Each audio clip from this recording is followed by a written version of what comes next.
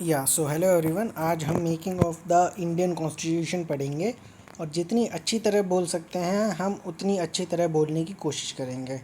तो ये हमारे एसएससी परमार सर के नोट्स हैं, मेकिंग ऑफ इंडियन कॉन्स्टिट्यूशन। तो आज हम देखेंगे कि हमारा जो संविधान है वो बना कैसा था, वो बना कैसे था। ठीक है दोस्तों। और हम्म, तो शुरुआत में जो मॉडर्न हिस्ट्री की शुरुआत होती है वो वैसे तो 1800 या 1750 के बाद जब या 1500 के बाद जब जो है हमारे ये पोर्तुगीज़ वगैरह इंडिया आए थे, वास्को ड गामा 1492 या 59 1492 था मेरे हिसाब से। तो उस टाइम से शुरुआत होती है। लेकिन अभी हम मेकिंग ऑफ इंडियन कॉन्स्टिट्यूशन की जब ब्रिटिश सरकार जो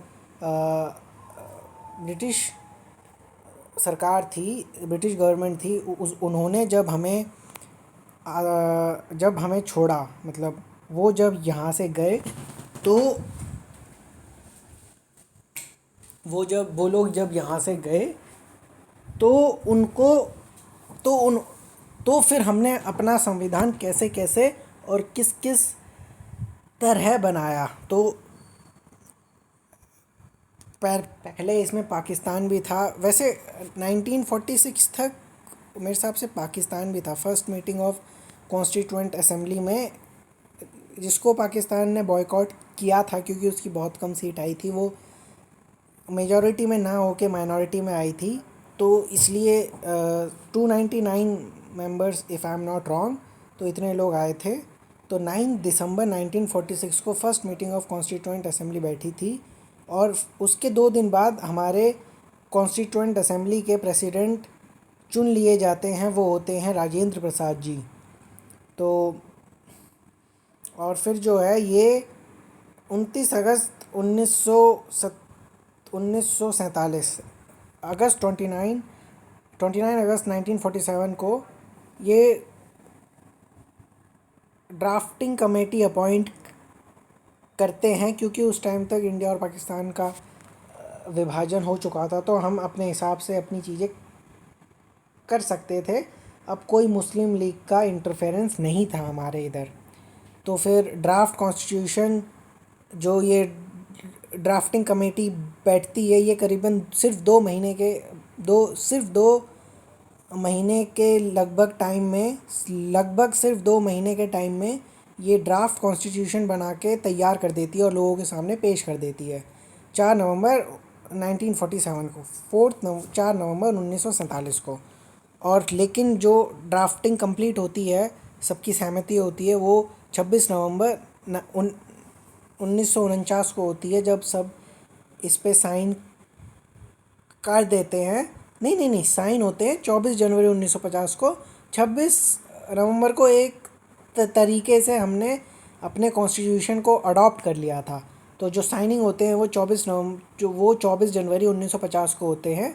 उस दिन हमारा राष्ट्रगीत राष्ट्रगान हमारे रविंद्रनाथ टैगोर ने लिखा था। राष्ट्रगीत बंकिम चंद्र चटर्जी ने लिखा था। हमारे रविंद्रनाथ टैगोर को पहला Nobel he was the first Indian to won Nobel prize. Gitanjali के लिए उन्हें नोबल प्राइज़ मिला था लिटरेचर में। तो 24 जनवरी 1950 को सारे लोग इस पे साइन कर देते हैं। तो अगला हम आते हैं, कॉन्स्टिट्यूशन हम किस चीज़ को बोलते हैं? Set of written rules that is accepted by all. मतलब एक कॉन्स्टिट्यूशन जब जैसे जैसे एक परिवार में 4-5 लोग होते हैं, उनका मुखिया आम तौर पर पैट्रियार्किक सोसाइटी में मेल होता है। वही रूल रेगुलेशन माँ बाप दोनों ही, जो भी हेड मेल फीमेल जो भी हो, वो रूल्स डिसाइड करता है। ऐसे ही देश में संविधान होता है देश को चलाने के लिए, कि देश में बारबैरिक सिस्टम ना आ जाए, सब चीज़ ठीक तरीके से सिस्टमेटिक तरीके से चले।